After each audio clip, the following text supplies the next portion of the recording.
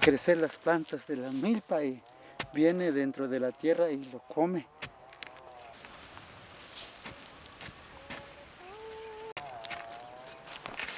En este parque donde estoy sembrando ahorita es un poco clima de fría, pero más allá abajo de la carretera rumbo a Zabaló o Campo Los Toros, más para allá sobre el nivel del mar y un poco caliente.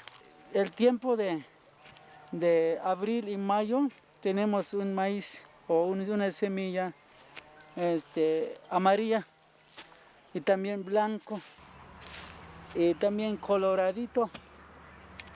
Tengo 4 variedades de maíz criollo, maíz natural.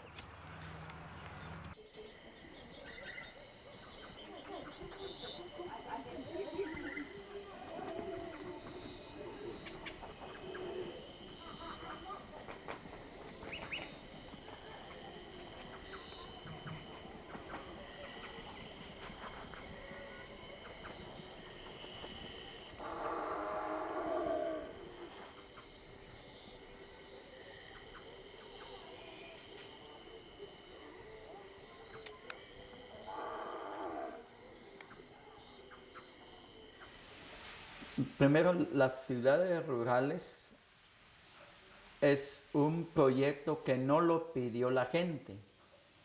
Es un proyecto diseñado desde afuera. Si es un proyecto diseñado desde afuera, no está respondiendo a los que son destinatarios. Entonces, no son sujetos de su historia, sino que son objetos de un proyecto.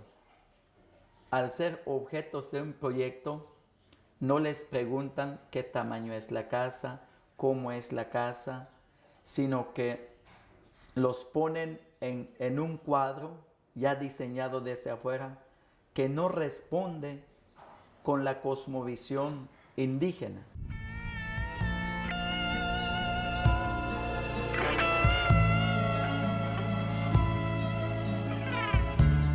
Una oración,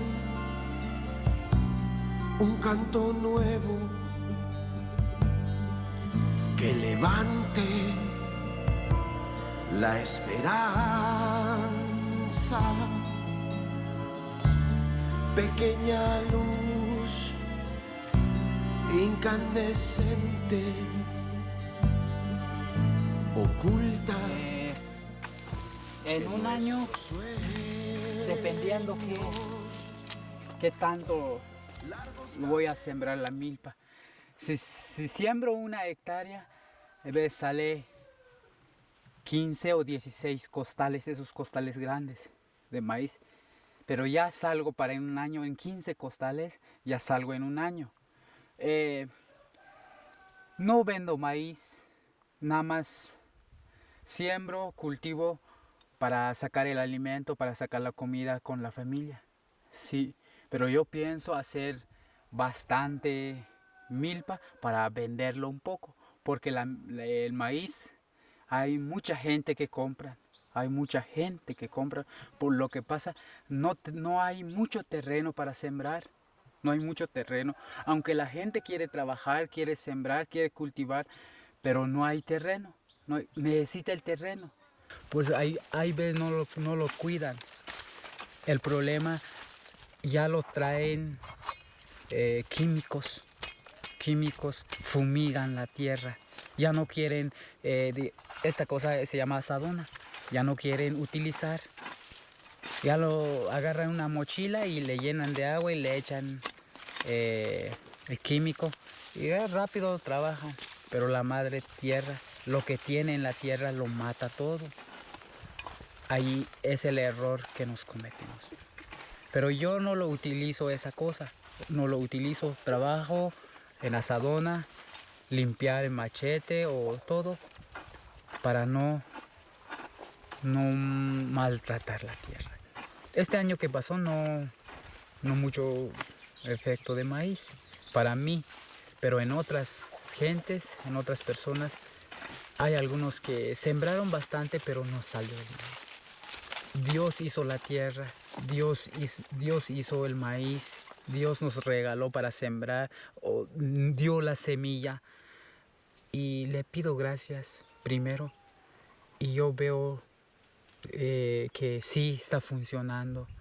Sí, sí hago así, si hago la oración, si rezo, va un poco el maíz. Una oración, un canto nuevo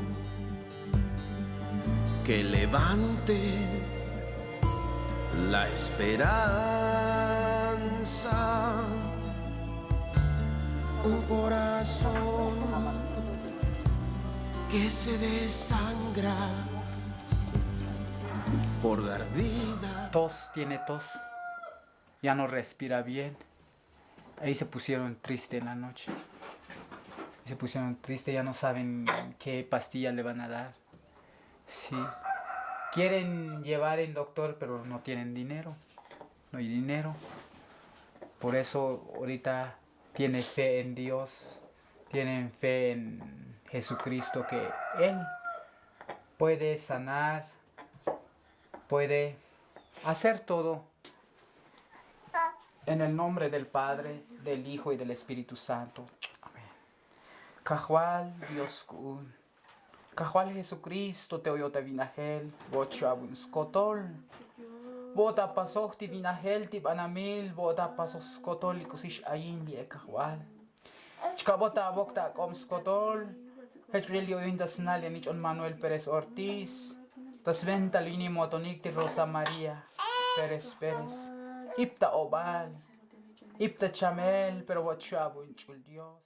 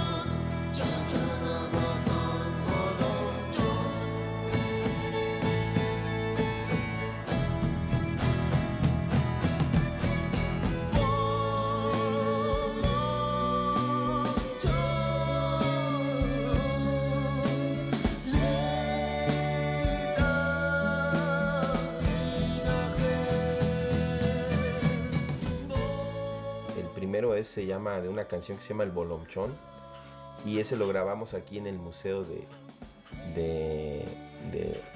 Sinacantán, el museo de textiles, y ese sí pusimos muchas velas, simbolizando un poco cómo es la cultura a veces de lo ceremonial que es aquí, espiritual que es aquí en Sinacantán. Entonces, como la letra de este video habla sobre el jaguar, pero el jaguar que vuela, como serpiente jaguar. Y entonces es un canto muy, muy conocido aquí en todas las zonas tzotziles y tzeltales. No sé sinceramente cuánto de tiempo tenga ese canto, pero pues ya yo lo transformé con diferentes armonías, lo adapté y hicimos este videoclip con muchas velas, con incienso. Y es un poco con los trajes tradicionales, entonces es un poco exponer la espiritualidad de nuestros pueblos, pues más que nada, principalmente de aquí de Sinacantán. Yo soy hijo de de mi papá que es aquí sinacanteco y mi mamá que es de Juchitán, de Oaxaca. Entonces, pues ambos, mi papá habla tzotzil, mi mamá antes hablaba zapoteco, pero como crecimos en un tiempo donde a la gente le daba vergüenza hablar una lengua, entonces pues ya no nos enseñaron ni zapoteco ni tzotzil a mí y a mis hermanos, entonces ya crecimos hablando español. Y luego también no vivimos aquí todo el tiempo. Yo vine a vivir aquí cuando tenía 9 años aquí en Sinacantán porque mi papá es era chofer de autobuses, entonces estábamos viviendo en San Cristóbal, en Tuxtla, pero después ya cuando yo tenía 9 años mi papá vino aquí a vivir aquí con sus familias, sus papás, su mamá, y y ya empecé yo a apreciar mucho más la vida aquí en Sinacantán. Entonces me llamó mucho la atención primeramente la lengua, tzotzil, y los colores, la ropa. Y yo decía, ay, quiero usar de este traje un día. Y ya empezamos otra vez y ya empecé como a tratar de comprender cómo era tzotzil y todo eso. Y ya cuando tenía como y a los 9 años mi papá me empezó a enseñar la guitarra, a tocar la guitarra con mi hermano. Y ya como a los 19 años yo decidí ser músico totalmente. Y entonces estudié música y estudié guitarra clásica. Y de ahí se me ocurrió, dije, voy a hacer una música que sea cantada en lengua, en tzotzil. Y empecé haciendo una canción y me di cuenta que le gustó a la gente, ¿no? Pero era un poco controversial porque nunca nadie había hecho eso antes. Te estoy hablando del año 96. Entonces hubo como sentimientos encontrados, ¿no? Unos decían, ay, qué bueno, ¿no? Nos gusta, y principalmente los jóvenes. Pero habían otras personas como muy tradicionales y decían, no, es que eso no va con la cultura, el rock no se puede combinar con la lengua, tzotzil, hay prejuicio. Y a mí me tocó ese tiempo un poco difícil.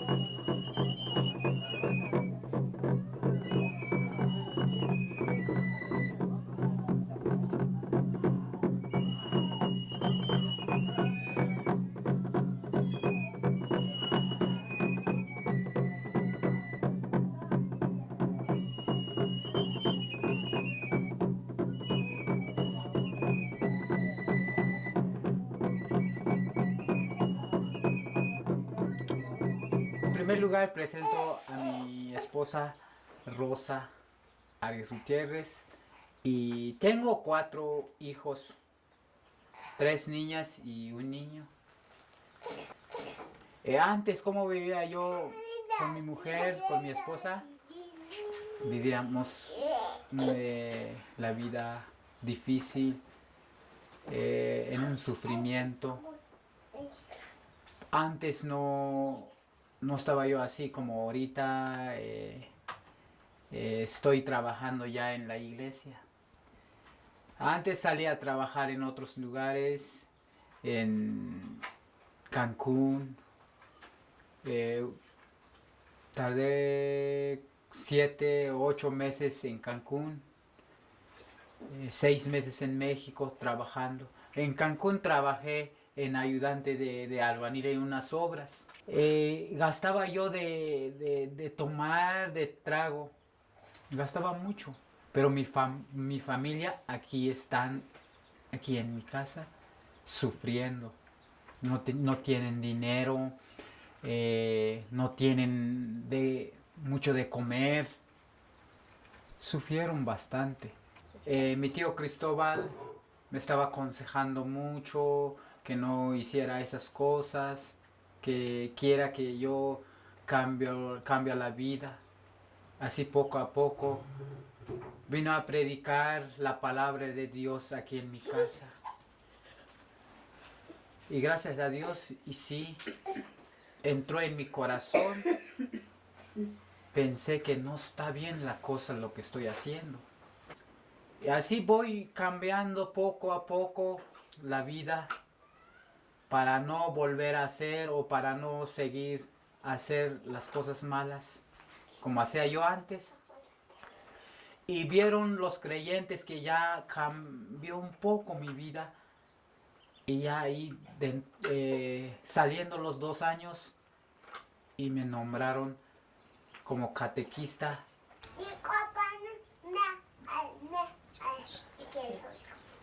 Y así está sobre mi cargo que tengo en la iglesia. Estoy cuidando a los niños, estoy educando, estoy predicando la palabra de Dios. ¿Qué es lo que quiere Dios? Pero tengo que cambiar primero mi vida y con mi esposa y con mis hijos para que sí pueda yo predicar la palabra de Dios. Si un catequista predica, pero no lo trabaja, no lo vive primero la palabra de Dios, no lo creen los niños. Ahorita estoy viviendo en resistencia, no recibo apoyos del gobierno, no recibo apoyos que dicen que ya es apoyo, que dan apoyos de las mujeres y dan viviendas.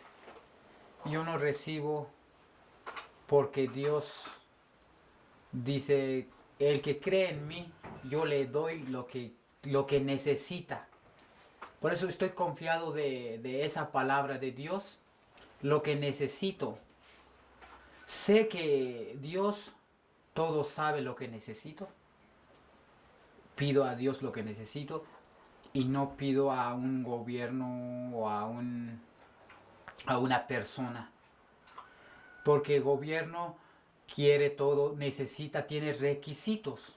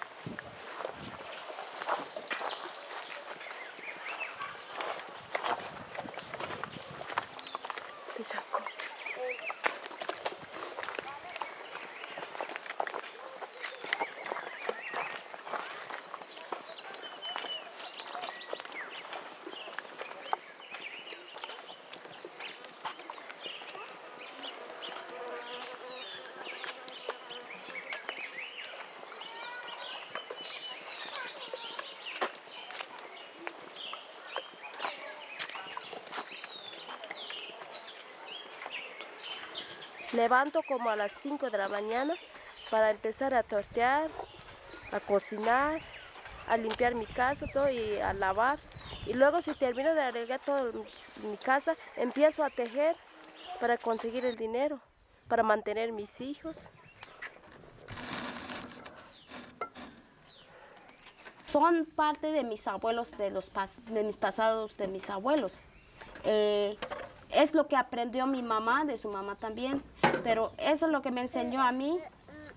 Ya superé, ya aprendí muchos diseños, ya inventé otros diseños, ya ha aumentado los diseños ahorita, pero lo que aprendí en esa tejedora son de mis abuelos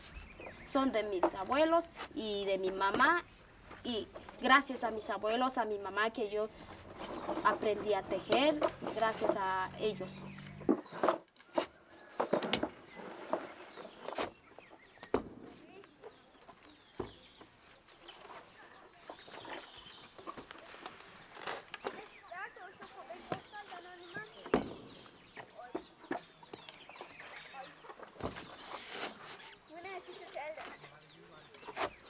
Cuando yo tenía como unos 5 o 6 años, empecé a trabajar en mi casa, empecé a trabajar con mi mamá. Y cuando estaba tejiendo yo estudiaba. Cuando yo llegaba como terminando en la escuela, comienzo a tejer. Y esos cuantos años, cuando cursé mi 6.º año de primaria, fui a estudiar en la secundaria de Chenaló.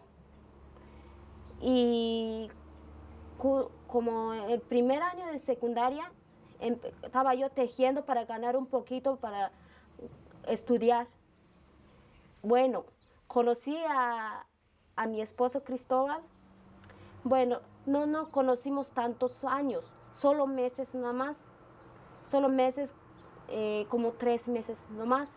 Y no estábamos listos de casar, de juntarnos con él. Cuando nos vio, nos cachó mi hermano Pedro, me dijo que se casen. Pues como yo no estoy lista de juntar con él, yo quería superar mi vida en estudios. Pero de pronto así llegó mi vida. Bueno, entonces decidí juntar con mi esposo. Pero no estoy muy lista. Estaba yo muy triste juntar con él.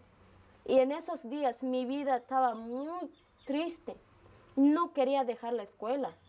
Quería yo superar mi vida, ser una maestra, ser una doctora. Pero no fue así. Fuimos a Cozumel. Fuimos a Cozumel porque él tenía muchas deudas.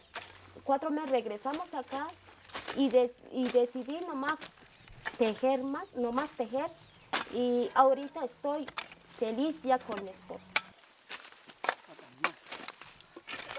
Bueno, mis hijos querían que estudien también como yo estudié, que no se hagan como yo hice, que lo dejé mis estudios cuando yo tenía 15 años.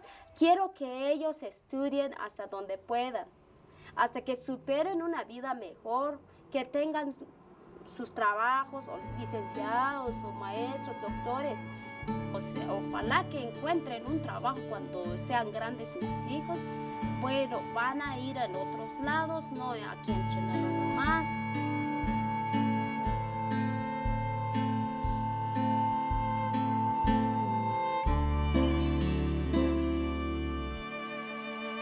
La selva crea voces y pasiones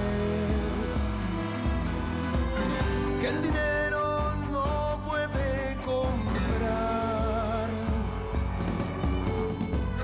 que las guerras ya no destruyen.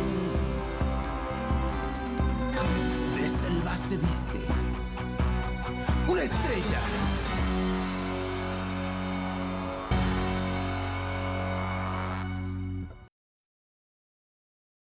Ayer pues que estaba yo haciendo, de repente sentí que ya no circulaba mi sangre. ¿Y por qué Sí. no nos dijo? ¿Tiene más camarón el mío? Todos tienen camarón. Sí, necesitan más camarón, ahorita sacamos más camarón. ¿Sabes que fui a ver a mi tío allá el año pasado? Cuando llegamos en diciembre, que llevé a Ámbar, me dijeron que podía llegar cualquier día. Entonces yo estoy pensando que voy a ir también, ahorita que termine mi trabajo en la escuela, voy a llevar a Ámbar, porque a Ámbar le gustó mucho estar allá, durmió bien, jugó mucho. bastante, estuvieron agarrando la cámara y tomando fotos, ¿no? Con las primas. Yo prácticamente desde mis primeros meses de vida he estado en la casa de mi abuelita. Yo crecí no de una manera continua, pero siempre, por lo menos cada fin de semana durante los primeros años, siempre íbamos con mis papás a visitarlos. Y como mi papá trabaja como maestro indígena, bueno, trabajaba en ese momento, cuando tenía vacaciones nos íbamos a vivir allá, ¿no? Íbamos a visitar a mi abuela, a mis tíos, digamos que de la familia más cercana. Sin embargo, como no podía yo comunicarme bien en el Tzotzil hace mucho tiempo, creo que perdí algunas cosas que quizás iban a ser importantes en mi vida, pero Después de los 20 años aprendí a hablar en tzotzil y creo que he podido recuperar el tiempo con mi abuela, con mis tíos, con relacionarme con ellos, de llegar a visitarlos y ya entablar conversaciones. Hubieron algunos problemas aquí con mi papá y hubo un momento en que como que sentí que nos vetó la entrada, como por 2 años, pero afortunadamente pude hablar con mis tíos y ellos nos dijeron que no y que finalmente allá seguía siendo mi casa. Entonces eso a mí me dio mucho gusto porque pude llegar, ¿no? Pude estar ahí con ellos. Esta visita fue de finales del 2012. Prácticamente también a finales de 2012, en diciembre, yo me titulé de la maestría en Ciesas, ¿no? Y entonces eso a mí me dio como mucha alegría el pensar que ya había podido pues lograr una de las metas que tenía y quería llegar a la casa de mi abuela y compartir eso, ¿no? Y tener como estos recuerdos, ¿no? Y sobre todo ver a Binagel relacionándose con sus primos, presentándola ya. Quería ver cuál era la actitud que ella iba a tener frente a sus abuelos, a mis tíos. Y fue muy bonito porque yo estuve 4 días allá. Mi mamá nunca pensó que iba a tardar tanto. Mi mamá de hecho decía, al rato regresas, ¿no? Hay mucha lluvia, hay lodo, no te vas a acostumbrar. Y yo dije, no, yo me voy.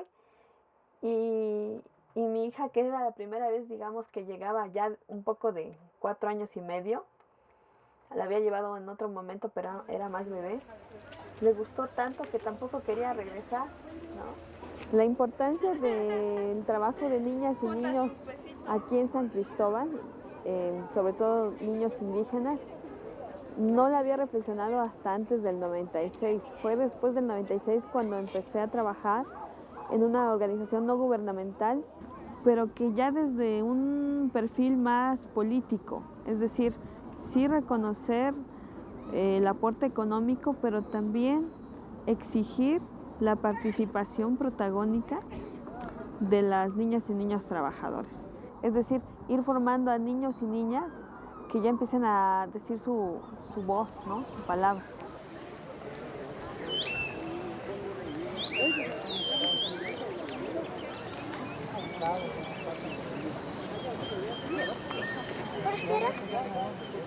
¿Por ser 4x10? Yo les hablaba en español, les corregía en español y ellos me hablaban en tzotzil y me corregían en tzotzil. Entonces nos ayudábamos. Y fue muy bonito porque, bueno, aquí en mi casa no me enseñaron a hablar el idioma porque mis papás pensaron que era mucho mejor que no tuviera el acento del idioma tzotzil y que mejor aprendiera a desenvolverme en el español. Primero como que eso en mi juventud me enojó. Estaba enojada con mis papás porque no me habían enseñado el idioma. Pero mi mamá me dijo algo muy cierto. Me dijo, mira, si estás enojado con nosotros porque no te enseñamos el idioma, pues entonces aprende, ¿no? Nunca es tarde para aprender. Entonces con esa respuesta yo dije, bueno, entonces ¿dónde voy a aprender? Pues con los niños. Me lleva como a reconocer que hay necesidades básicas que se tienen que solventar, ¿no? Como enseñarles, darles consejos de cómo andar en la ciudad. Pero después, cuando ya ellos se vuelven expertos en el ámbito, creo que también ha sido un gran aprendizaje para mí ver qué tan flexibles, inteligentes son cuando ya empiezan a apropiarse de la ciudad, a apropiarse de esos espacios públicos que aún a pesar de toda la discriminación y violencia. El levantamiento armado del 1994 para mí significó muchas cosas, entre ellas la resignificación de los pueblos originarios como parte de elementos con necesidad de justicia, ¿no? Personas con necesidad de justicia, con un nuevo lenguaje de dignidad, que me parece que es una palabra clave para reconfigurar las relaciones entre las personas de las diferentes etnias, pero también no solamente como desde fuera, sino que pues mucha parte de mi familia también o fue simpatizante, o fue miliciano, o fue activista en la ciudad. O sea, yo creo que eso es bien importante como puntualizarlo, que no solamente fui yo como un individuo que me asumí como indígena, que me asumí como simpatizante o parte del movimiento, sino que también mucha gente de mi familia fue por esa línea de pensamiento, ¿no? Muchos luchando de diferentes formas, pero siempre buscando ese objetivo común, ¿no? La justicia y la dignidad para los pueblos originarios. ¿Conozco esta parte? Sí la conozco, pero ya no es lo mismo, pues. Un camino por acá, otro por acá, y ahora como que me siento perdido. Ya son muchos años. Cuidado. Sí, cuidado. Ya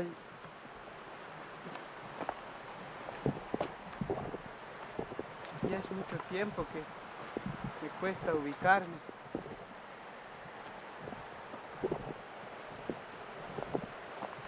Bueno, ya estamos pisando los terrenos donde yo crecí. Ahora ya es un potrero donde solo hay vacas.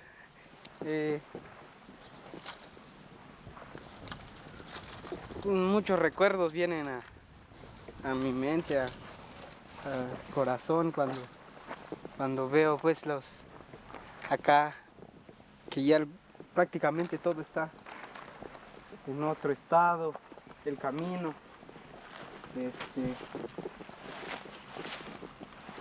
Me acuerdo que acá jugábamos con los... Es una historia tal vez muy difícil de contar. Han sucedido momentos crueles, duros y difíciles para todos las personas indígenas que habitábamos Guatemala. Mis papás precisamente, mis abuelos, nuestros hermanos Chuj, nuestros hermanos Canjobales, Tojolabales, Mames, Cachiqueles y otras familias más. Se vivió un momento terrible por las malas políticas de ese tiempo. La matanza era terrible. Y lo que tocaba por parte de nuestros compañeros era huir. La única forma de escapar de esa masacre. Y se estuvo así 30 años en guerra, que arrasó con familias, que acabó con niños, que acabó con abuelitos, muchas cosas dolorosas.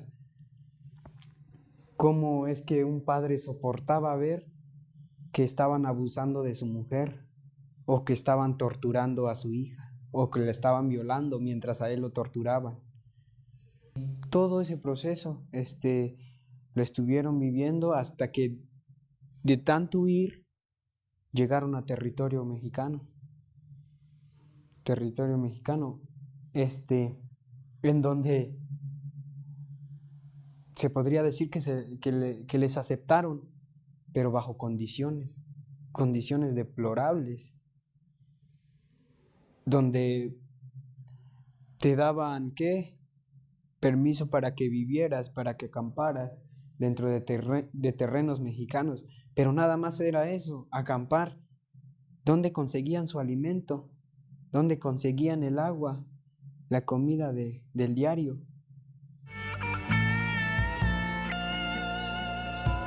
I was born in a small community, indigenous community, which is Crustón, municipio Chamula. And about 20 years ago, my parents decided to take us to the US. I was 5 years old back then. And so they decided to take us across the desert. I was very young. I know just few things that I remember. It was cold, dark, and scary. Like very just dark and a lot of spine or thorns, cactus, and it was kind of very dangerous. We got to a small town called Cairo, Georgia, and that's where we started our new life. It was very, how do you say it, very different, because we didn't know how to speak English. We only spoke Spanish and Tzotzil. My parents enrolled me in an American school. Even though we were illegal, we got accepted. I finished elementary, learned English fast, finished middle school, finished high school, graduated.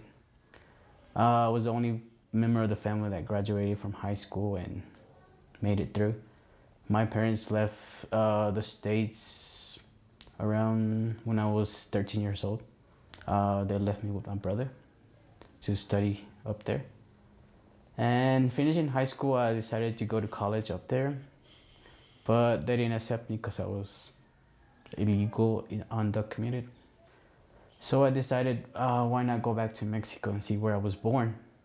So I came back to Chiapas, and I was kind of upset around on the border of Mexico and the States because I didn't want to come back, and I said I'm going back to Georgia, but it was too late and I came to Mexico. I got to the community. The houses were different, the people, everything was different, the food. I couldn't get used to it.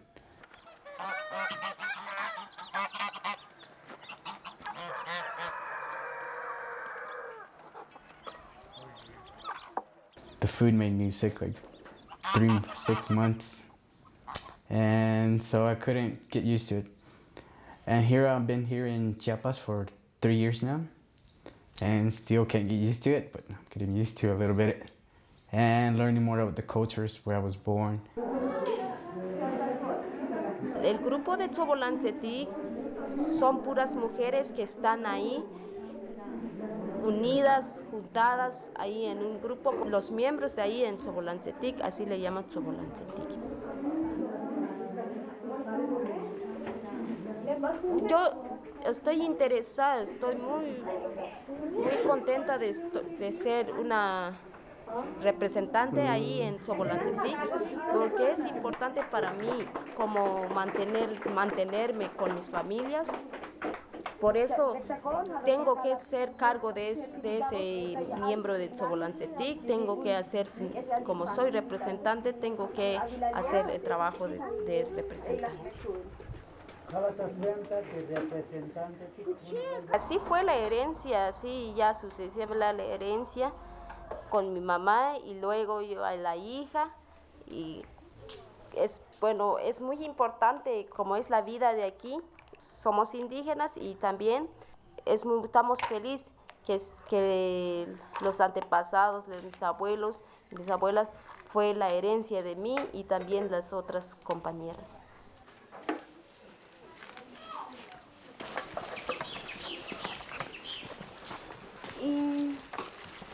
Creo que es mejor si no Sí, mejor, sí. Lo recordamos todavía aquí en el cementerio, que la verdad, los almas del difunto sigue viviendo. Santificado sea tu nombre. Venga a nosotros tu reino, hágase, Señor, tu voluntad en la tierra como en el cielo.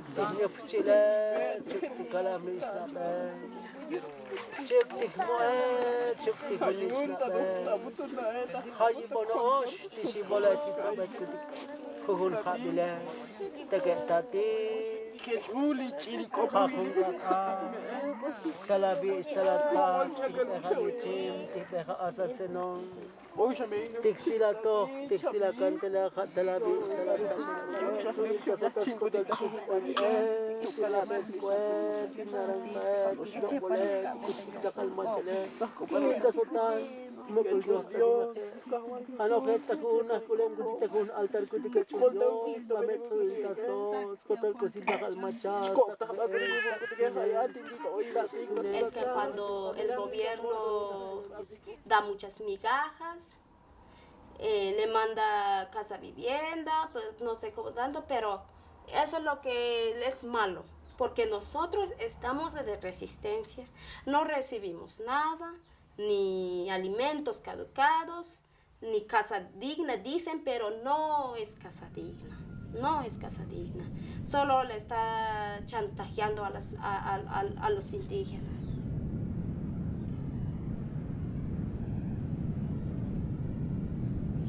El gobierno no pregunta si la comunidad quiere, si el pueblo quiere.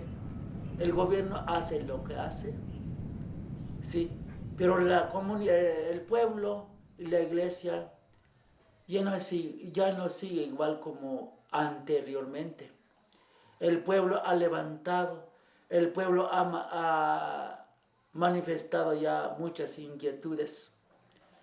Gracias a Dios que el levantamiento armado en 1994 al EZLN y también a la sociedad civil, las abejas de Acteal, tanto en 1992 y cuando hubo la masacre en 1997, ahí se abrió el ojo, ahí el pueblo se levantó, ahí se acostumbró de luchar contra contra el plan del gobierno, contra la promesa del gobierno. Largos cabellos de la oscuridad, falsas estatuas de la libertad, tanta apatía y tanta quietud, qué maldita indiferencia.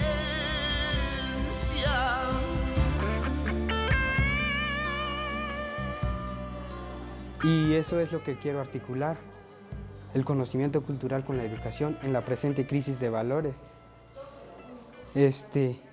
Se habla de irresponsabilidad, se habla de temas fuera de contexto, elementos educativos, materiales educativos fuera de contexto, que perturban la mente de los educandos, en este caso a nivel básico, los niños, que son la base principal para la educación, que son la base principal para un desarrollo comunitario, basados en el Juncolal, ya mencioné hace ratos, amor, paz, comunidad, y incluye otro sinfín de valores. Buscar estos elementos que nos dicen los abuelos que deben de estar presentes en la escuela, por ejemplo, cómo respetar el agua, cómo rezarle a un cerro, cómo tener en cuenta que la madre tierra es quien nos da vida, es quien nos da de comer, es quien nos sostiene. Esos conocimientos, los cuentos, la vida, la historia misma de la historia viva, se podría decir, del proceso que pasamos nosotros los Chuj para llegar a territorio mexicano. Eso es en sí lo que pretendo realizar en la tesis. Bueno, ahora sí, esto era parte de mi vida, todo esto. Acá vivía mi tío, que ya falleció hace unos meses, se llamaba Antonio. Acá vivía otro tío, se llama Adolfo. Y más abajito, por donde está el árbol grandote, el verde, ahí vivía yo. Y allá el campo de fútbol. La escuela más allá adelantito, la iglesia más adelantito. Y pues aquí prácticamente fue mi niñez. Pues en ese entonces no tomaba muy en cuenta cómo se organizaba la gente, pero tal vez puedo contarles un tantito, porque siempre estábamos al pendiente, ¿no? Venían los carros acá de las instituciones de las Naciones Unidas o de gobierno, veíamos que se venía asomando a esta altura y nosotros salíamos huyendo. Nosotros con mis compañeros siempre nos íbamos en aquel cerro. En aquel cerro siempre nos íbamos corriendo para no mostrarnos con ellos porque nuestros papás nos tienen advertido, dicen. Cuando cualquier gente güera que venga, pues ustedes salen y se van al monte, a la montaña. Pero por este miedo de la guerra y el ejército, que también, el ejército guatemalteco que también entraba a terrenos mexicanos para asesinarnos, pues. Y eso era el miedo de nuestros papás y por eso que algunos no nos enseñaron a hablar nuestra lengua. Algunos ya no nos informaron de cómo era la vestimenta porque llegó un proceso que el gobierno dijo, ya no puede, para estar en territorio mexicano ya no van a portar su vestimenta, tienen que quemarlo para olvidar todo, para ser ahora sí que gente nueva.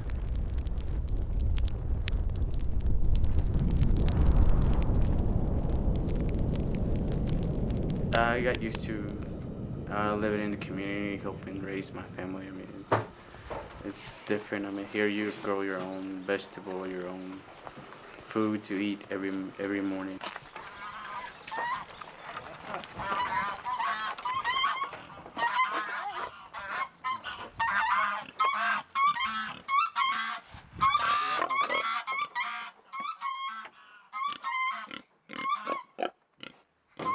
That's how I have learned this, and the ceremony that I had to go through by getting my wife, and so it's like a very different style just to get married or have a wife, and so it was different.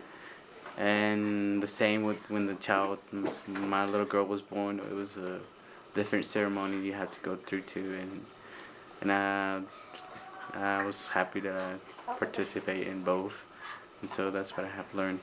If you have a festival that you're making, I mean, the whole community comes to support you, and even if you don't know them, I mean, people would just come and support your festival. I would advise to some of the dreamers or who belong to a culture in Mexico, because Mexico has different indigenous cultures. I mean, it's great to come back and learn about your culture that you haven't learned from years. And we'll advise, to finish their school if you get the opportunity to go to college and become someone, and then come visit your community that you were born in, to see that you belong to different multiple culture and learn about your culture. I mean, it's important to learn different cultures.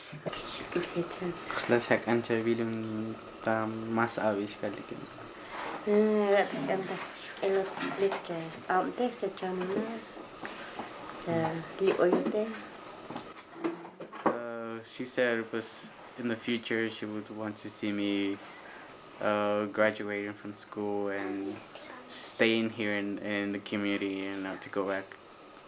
I got to know los otros streamers about Gio and Nin from Mexico City. They came to Cruzton to write about my story. And last year I got the opportunity to meet the other dreamers who participate in the book. It was very interesting and very emotional because we got to experience we belong to the same family. We share the same experience.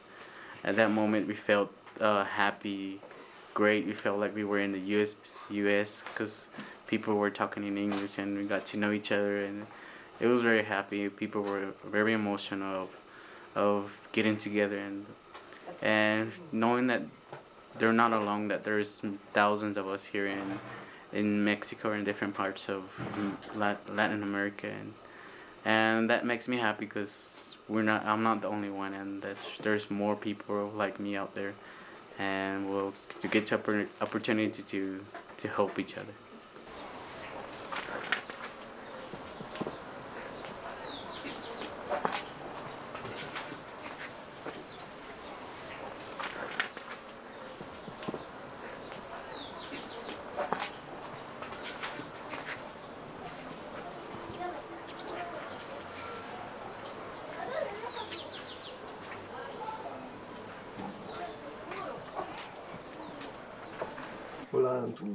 ¿Qué tal, Emo?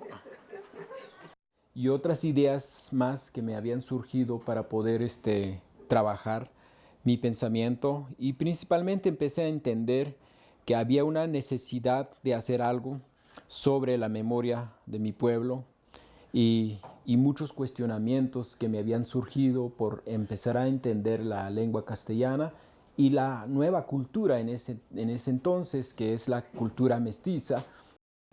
Sí, los motivos, pues últimamente está enfocado a la memoria de los mayas celtales de Tenecapa, la cual me pareció muy interesante comenzar a trabajar esta parte de la memoria, porque creo que es la parte donde se pudiera recrear una idea de rompecabezas después de que la cultura maya celtal había sido fragmentada por la conquista, que hubo para mí dos conquistas: la conquista militar en 1500, en este caso la conquista religiosa, que fue lo más potente, que nos destruye más bien nuestro espíritu, nuestra cultura, y finalmente la cultura que tenemos ahora es la cultura sincretizada, que nos ha creado confuso por mucho tiempo. Y pues me parece como esta parte, como creador, empezar a trabajar la parte de la memoria y de allí partir para poder construir y entender de qué manera fue fragmentada la memoria y la cultura de los pueblos. En América y en pueblo celtal, por ejemplo, el jaguar representa el símbolo de la energía solar. Hay jaguar, por ejemplo, jaguar de tierra, que es representado por un jaguar verde. Cuando es solar es representado con el jaguar rojos, tiene matices rojos, amarillentos. Y antiguamente los pueblos practicaban el recibimiento solar, donde en ciertas horas de la mañana dialogaban con el sol y de esa manera se absorbían de energía solar. En este caso, la entrada de la energía es a través de los ojos. Yo hablo del jaguar, por ejemplo, yo hablo de la energía. Posiblemente esto se ha olvidado en la ciudad. Creemos que se ha olvidado esta parte, que ya el sol, ya la madre tierra solo es un producto de comercializar, de vender, de sacar todo lo que hay de la madre tierra. En las comunidades pues todavía están cayendo en este abismo de practicar esta pérdida de valores de la naturaleza. Lo que planteo en mi pintura pues es basado a la visión comunitaria, pero al mismo tiempo está creando un lenguaje universal.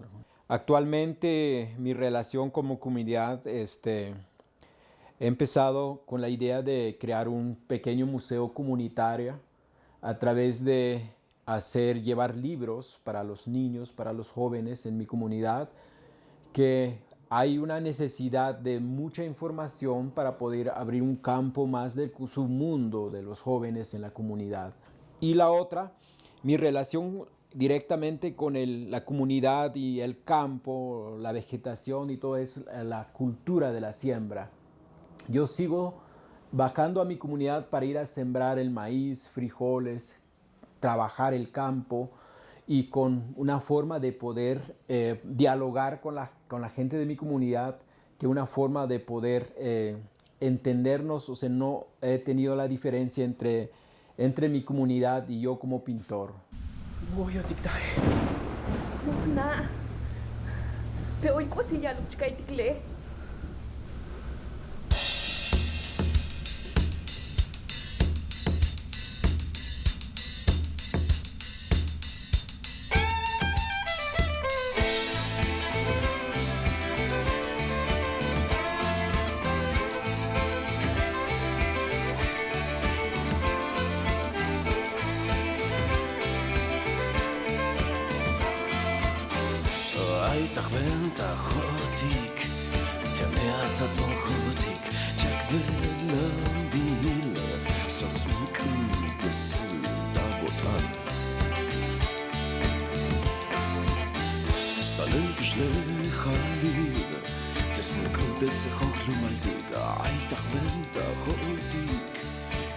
Y el otro videoclip que se llama Raíces y Alas, que está en Celtal.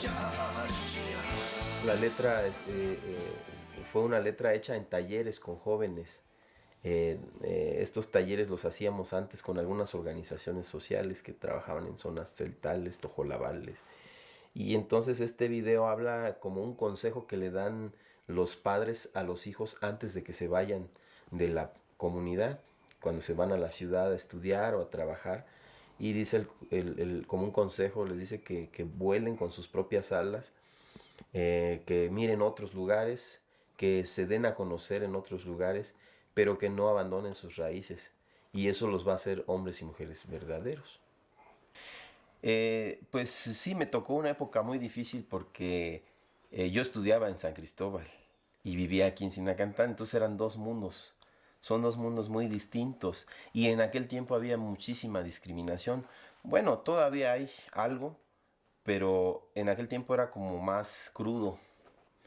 Entonces, si alguien es de una comunidad, pues es indio, ¿no? Así, muy despectivamente.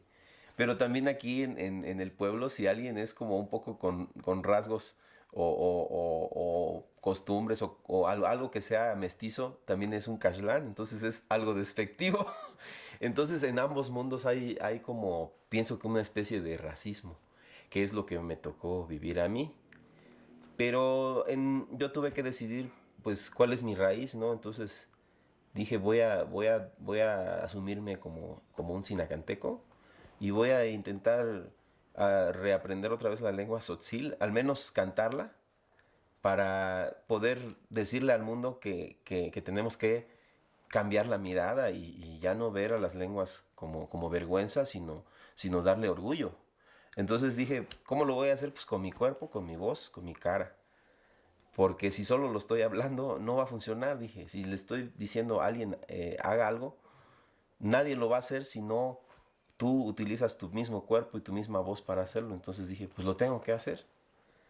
Entonces, pero pensé, tal vez lo voy a hacer un tiempo y tal vez va a cambiar y tal vez yo voy a hacer otra cosa, pero no he podido. Ahora pues me quedé trabajando en esto porque hay mucho trabajo, tanto para las cuestiones culturales, de cosmovisión y todo, pero también para la música.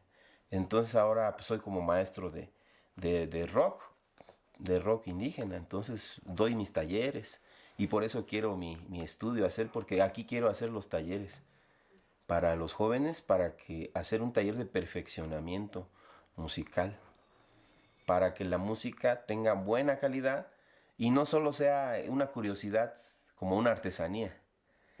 Y quiero que sea música que también en otros lugares la puedan pagar como música, ¿no? Como un músico sea tratado como artista, no como una artesanía. Esa es mi mirada, porque después hay mucha especulación sobre el arte en las comunidades indígenas y principalmente con la música. A veces mucha gente quiere ver cómo es un indígena con su guitarra eléctrica, entonces es como una curiosidad. Y yo dije, pero no podemos vivir como artesanías, como muñequitos. No se puede, tenemos que ser humanos y nuestra música tiene que ser humana. Y para hacer la música más humana tenemos que perfeccionarla más, hacerla mejor, como cualquier otro artista de cualquier otra parte del mundo. Porque pues hay rock noruego, rock de Suecia, rock francés. ¿Y por qué no hacemos este rock que es tzotzil? O rock maya, pues, como quieras, pero su raíz ya va como un agregado de su naturaleza, ¿verdad? Mas no es lo único que puedes vender en la palabra maya, sino lo importante es cómo puedes compartir la música, es haciéndola más mejor. Soy yo, me digo a mí mismo, y siento la lluvia en mi piel. Siento que estoy en otro tiempo. Mi piel me lo dice. En mi mente no hay ni bien ni mal, solo la naturaleza, el cielo, la tierra y yo como parte de ellas.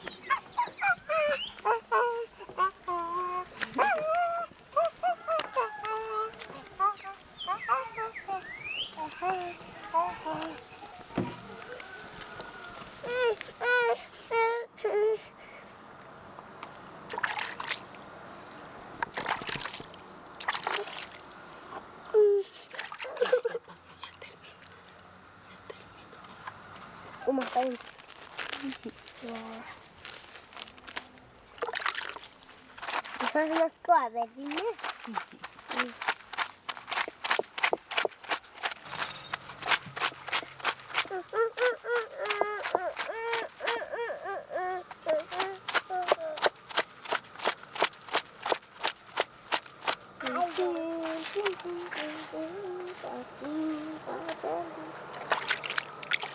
Taco.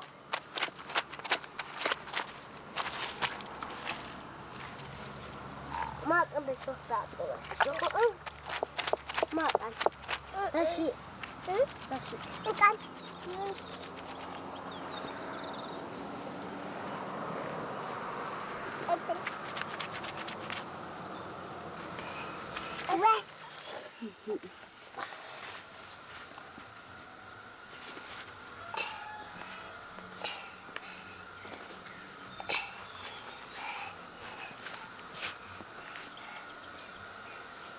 Mami.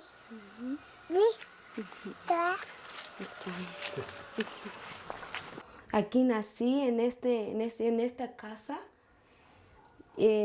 porque esta casa era nuestra casa cuando mis padres se unieron con mi madre, cuando se unieron. Y por eso aquí nacimos, aquí crecimos. Era nuestra casa, aunque humilde, pero crecimos juntos con nuestros hermanos, con 6 hermanos. Y crecimos felices, aunque no hay tanta comida, no hay mucho que comer cada día, pero sí crecimos felices con nuestros hermanos. Mi madre trabajaba mucho, mi madre era una triunfadora para que nos creciéramos. Y por eso, cuando mi madre va a ir en una asamblea o en una reunión o se va a ir para vender su tejido, nosotros vamos a quedar aquí solos, en esta casa. Vamos a quedar aquí con 3 hermanos o un hermano. Y aunque sea triste, pero así tenemos que aguantarlo, porque así va a traer dinero mi mamá, va a traer algo para vivir. Lo importante es nuestro tejido, porque aquí, como estoy trabajando ahorita, es algo para ganar nuestro dinero, para nuestros hijos. Así es, aunque ya no podemos hacer algo cada día, queremos trabajar mucho, queremos hacer más el tejido, queremos trabajar tanto cada día, pero la cosa es que cuando ya no podemos hacer la comida, cuando ya no podemos cuidar el niño, es por los niños que ya no podemos trabajar bien, que ya no... Sí, así como ahorita está mamando y no puedo trabajar, es por el mal gobierno que nos viene a destruir nuestra tierra, que nos viene a complicar nuestra vida. Porque ahorita ya lo está haciendo un proyecto para que lo venga a sacar, oros, platas aquí adentro de la tierra. Es eso que estamos sacrificado que a nosotros, porque estamos humillados, estamos mal entendidos, somos humillados. Y por eso no puedo darle un futuro mejor a mi hijo. Aunque quiero, pero no puedo.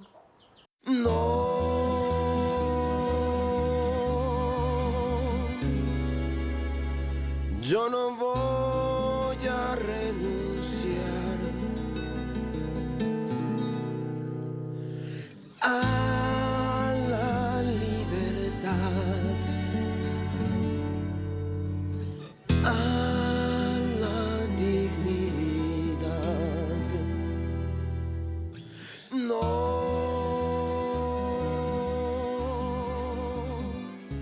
No escucho.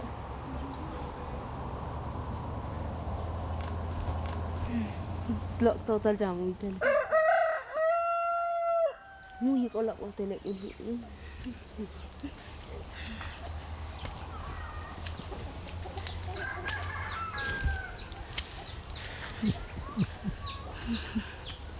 Ya vine. Ya vine. Mi felicidad que me ha pasado en la vida es cuando mis padres me dieron la libertad de ir a estudiar en secundaria. Es cuando mis padres me dieron ese derecho para seguir adelante con mi estudio. Eso es mi felicidad que me ha pasado en la vida, pero lo más triste también que me ha pasado en la vida es cuando yo misma no supe valorar mi estudio. Yo misma no supe valorar mi libertad, mi derecho que me dieron mis padres. También lo más triste que me pasó en la vida es cuando yo me casé, cuando yo me equivoqué a un hombre, pero eso no voy a decir que ya no puedo seguir adelante. No voy a decir que ya no puedo luchar así sola con un hijo. Voy a decir que sí puedo. Sí puedo luchar criando un hijo que no tiene padre. Voy a luchar para que salga adelante, para que así crezca mi hijo, aunque no tiene padre, pero sí voy a dar todo lo que yo tenga. Aunque sea poquito, aunque sea sencillo, aunque sea simple, humilde, aunque crezca aquí en una casa sencilla, en una casa humilde, pero sí va a crecer. Aunque con sacrificio, con tristeza, pero sí va a crecer a mi niño.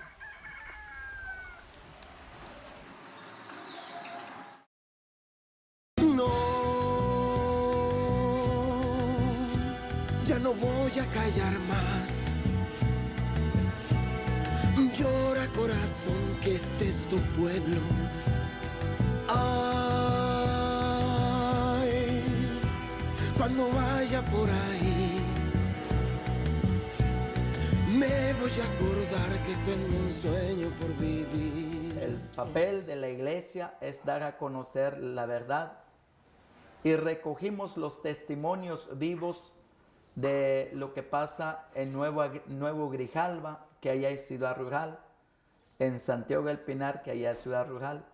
¿Qué dicen los hermanos, los que ya están en ciudad rural? Y ellos expresan un gran dolor, desesperación, que no responde ante sus necesidades.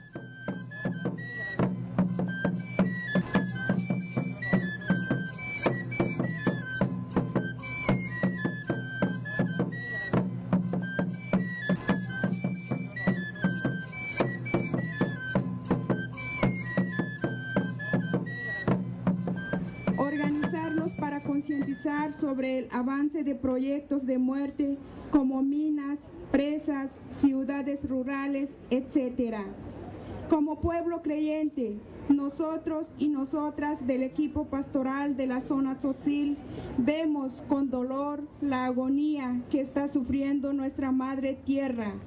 Las ciudades rurales de Chiapas forman parte del sistema neoliberal de planes, proyectos y negocios de empresas transnacionales para que poco a poco se vayan apoderando de nuestra madre tierra y llevándose los recursos naturales. Ante esta realidad, nos unimos al rechazo total de la construcción de una ciudad rural en la parroquia de San Pedro Chenaló. Porque el gobierno dice que el Chiapas ya está bien, ya está mejor, que no hay, que falta, es pura mentira. Porque las comunidades indígenas así como ustedes observan, pues, las comunidades, cómo está mi casita. Y como allá en Santiago Pinar, que no hay habitante en la ciudad rural, nada más 20 familias que viven, es que no se acostumbra de vivir, pues, no se acostumbra de vivir en una ciudad, en una casa reducida, en un sitio reducido. Estamos acostumbrados, los niños juegan, los niños andan lo que quieren hacer, acostumbrados así. Nosotros coordinamos, pues, de los servidores de la iglesia, que en contra de Ciudad Rural, bendito sea Dios, gracias a Dios, que damos a la opinión pública y junto con obispo Felipe Arismendi Esquivel, que fuimos a denunciar allá, que el gobierno que nos siga haciendo Ciudad Rural aquí en el municipio de Chinelo. Así.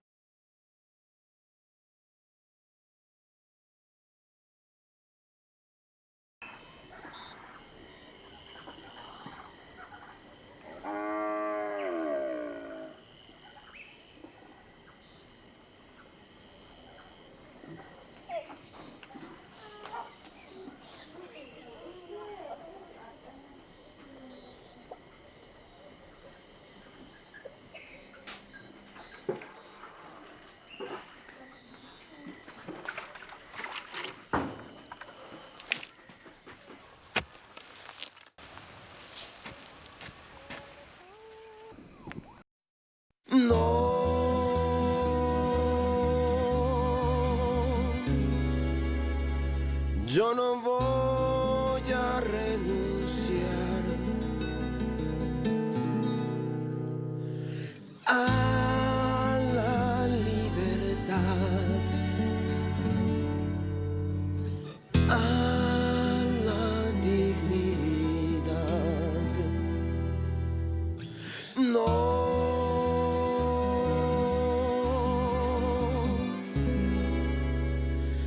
No dejaré de cantar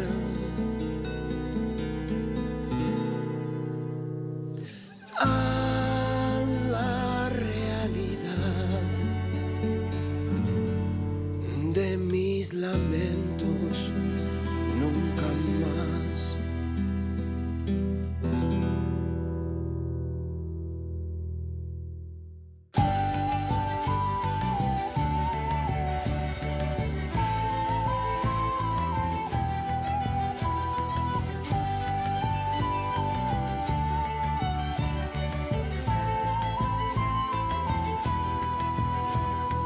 Hay quienes prefieren olvidar a cambio de silencio y sufrimiento, pero yo prefiero aquí morir que callar las voces de mi pueblo.